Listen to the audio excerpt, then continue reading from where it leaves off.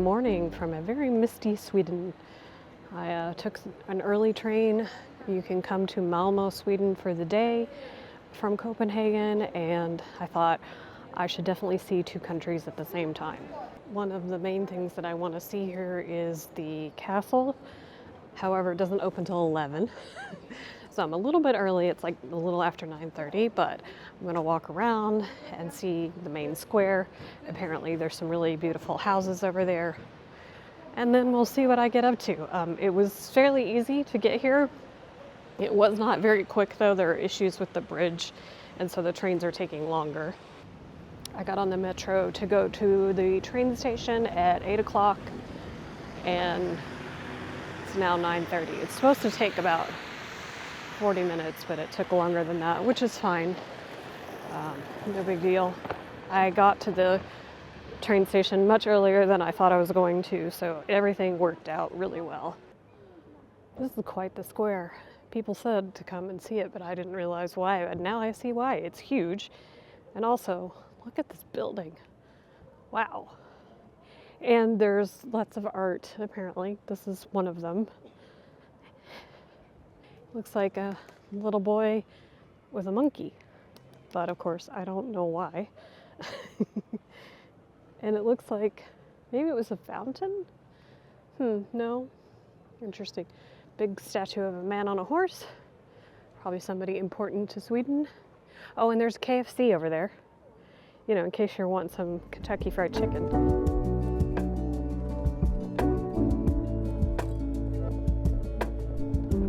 Since the castle doesn't open for like another hour or so, I'm going to go see St. Patrick's Church, which is supposed to have some amazing murals on the ceiling. So, and it's not very far. The Malmö is pretty small, so hopefully, because it's Easter weekend, the church will be open. A lot of things in Denmark were closed this week because I think a lot of people had Thursday off, and yesterday a lot of things were like retail stores were closed. So I took kind of a gamble coming here, even though I wanted to do it, but who knows what's open, but whatever. I couldn't come all the way to Copenhagen and not take the very short train ride to Sweden. Yay, the doors are open. And everybody's going inside.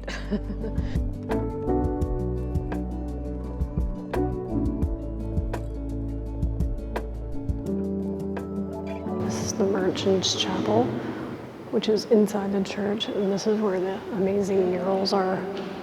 It's like a garden. And then there's stuff on the walls as well. And then there are all these tombs on the floor. This says 1681.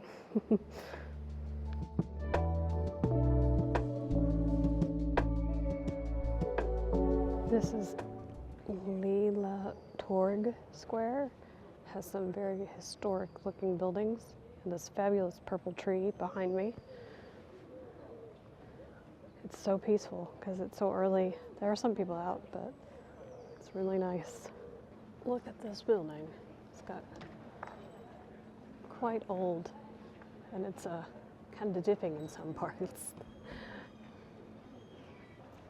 This is an interesting site. I don't think I've ever seen an Office Depot outside of the United States.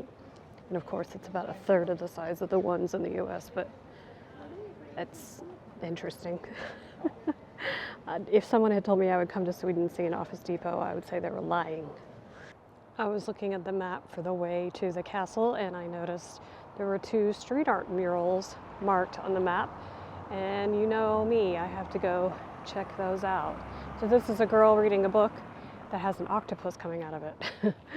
And I think it's called The Magical Book. The other one doesn't have a name on the map, but they're very vibrant and colorful.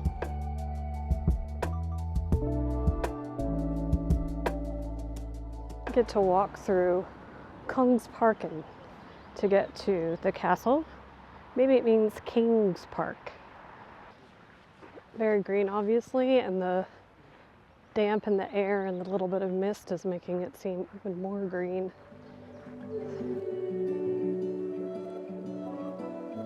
We're getting closer. This is part of the castle. This round, maybe they call it a tower. It's the thing that I recognize the most in Malmö when I've seen pictures of it. So it's exciting for me to see it in person. I love this like little wetland area. There are ducks. Here we are at the front, and it's quite the moat. There are geese over there. Oh, that's really nice. And they're making a lot of noise, and there's a swan. You may not be able to see it. It's hidden in the reeds. Okay, so the red towers are called cannon towers, and there used to be 4, and the whole castle was painted red. It was originally built by King Eric of Pomerania, who was the king of both Denmark and Sweden, and I believe Norway, during some kind of treaty. So that's a brief story of this. And then we have this guy who's chattering loudly. It says in 1444, the Mint of Denmark was moved here, and it operated here for 100 years. And then what you see now is constructed by King Christian III in 1536. This is a museum, I think it's an art museum, and then an aquarium, the modern part, so I'm not going to go in there. I really just wanted to see the castle, but I don't think you can go in the castle part, which is a shame. I decided I would go in the museum because it looks like you might be able to get into the castle.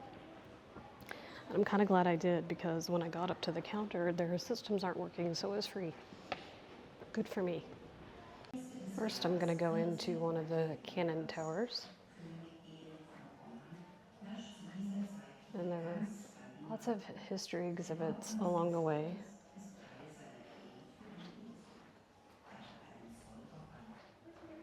It's definitely round.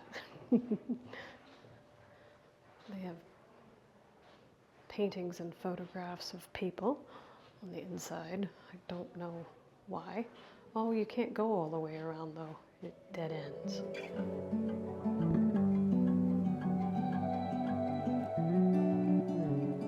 Look how thick the walls are down here.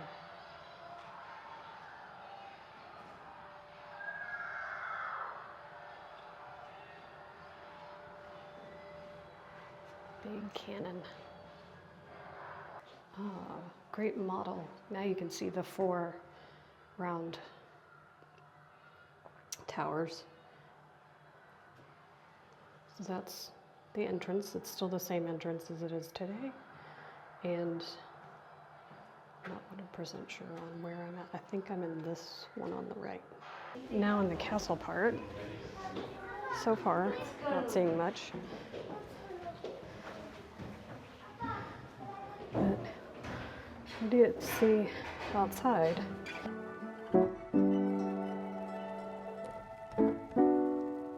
Here's the king's bed, which is tiny. It doesn't look very comfortable. The fireplaces are interesting because they're vertical. Like the wood is stacked this way because this center niche is the way it goes out. I'm so glad that I was wrong about the museum and the castle, because even though it wasn't, amazing, it was still great to see what it looked like on the inside. I think it's been restored a lot, so I'm not sure how true to the time it would have been, but it was still interesting to see. It's a very narrow building. I ate breakfast very early, so I am ready to eat lunch. So I've done a little bit of research. So I'm going to try to go to this place called the Spoonery that's recommended, and they have several branches all over town. It started in one place that's way too far, so I'm going to go to the one that's downtown. It's super cute, and it's kind of somewhat self-service. You order at the bar, and then you pay, and they just bring the food to you. You get your own water and bread, but that's okay, and it's tiny. I got meatballs with lingonberry. I mean, I'm in Sweden. I should do that.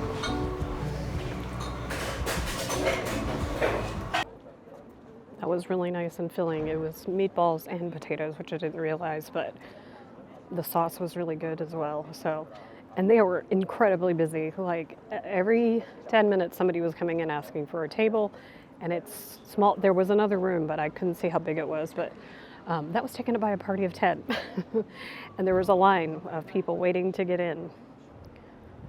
I'm going to walk around a little bit more. I'm hoping some of the shops that were closed when I first got here were open.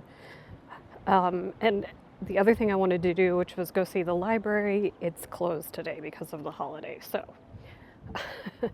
and if you were here in the summer, the parks are really great to walk around in, but it's just a little too chilly to keep walking around in them. So that might be it. We'll see. Maybe I'll find something cool along the way. This looks interesting. Enoteca. Looks like an outdoor restaurant. Probably when it's nice. Okay, some of the shops are open now. This one looked particularly interesting, and then I saw yarn, so I'm definitely interested. It's a very cool building. It looks like an old granary, but now it's a design center. So there's a bookstore and exhibitions, and sometimes they have talks and stuff. So if there's something going on, it would be interesting. There's not really anything happening. Big change in the square now. It's busier than when I came for sure.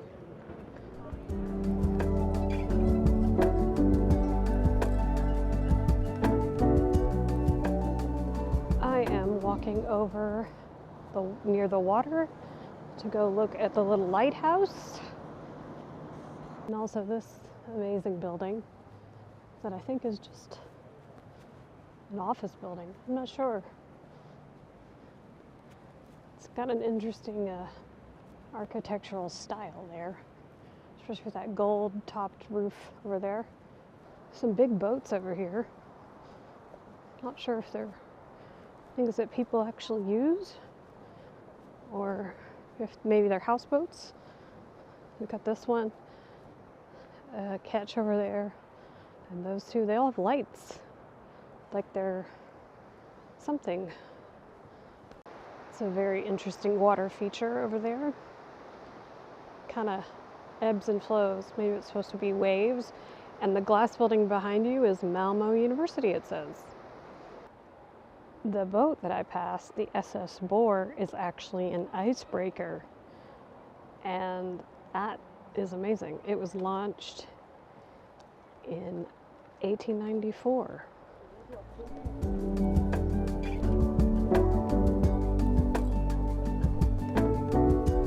A couple of websites that I looked at on things to do was to go look at the Turning Tower, and it's a little bit further away, and I was like, I'm not going to walk that far, but you can supposedly see it from over here. However, it is so misty and foggy, I can see like a tiny bit above that building, and that's it. So I'm really glad I didn't make the effort to walk over there, because I'm sure I could see the lower parts, but I don't think I could see the top parts. Unfortunately, guys, I'm back on the train. I am getting a horrible headache. I took some medicine, but it's not helping. I'm not sure if it's a migraine or if it's the weather. It feels more like the weather, but being outside isn't going to help that. And actually, my hat that I had on, my favorite hat, is making it worse because it's like constricting my head. So I'm freezing as well. So I decided I would just get back on the train. I've seen everything I definitely wanted to see, except for the library, which I couldn't have because it was closed. So I'm gonna call that a good trip. And I was there for like 5 or 6 hours. And I got to eat Swedish Meatballs. So thanks for joining me on this little adventure to Malmö. I hope you enjoyed Sweden, and I'll see you guys in the next video.